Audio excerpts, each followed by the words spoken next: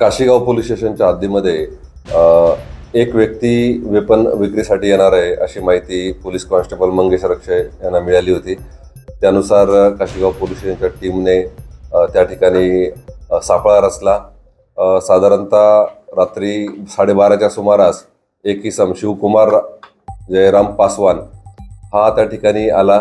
त्याची अंगझडती घेतली असता त्याच्याकडे एक गावठी कट्टा आणि एक राऊंड जो आहे तो मिळून आलेला आहे। तो कट्टा तो एका व्यक्तीला विक्रीसाठी त्याने आणलेला होता।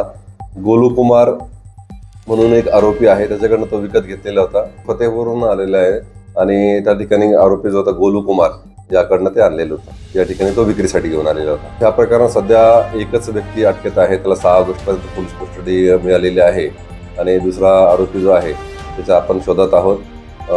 जो आरोपी अटक आहे त्यावर यापूर्वीचे गुन्हे नाहीत आहे, आपल्याकडे रेकॉर्ड मिळालेले नाही, पण अजून यूपीमध्ये कुठे रेकॉर्ड आहे का ते आपण शोध घेतोय।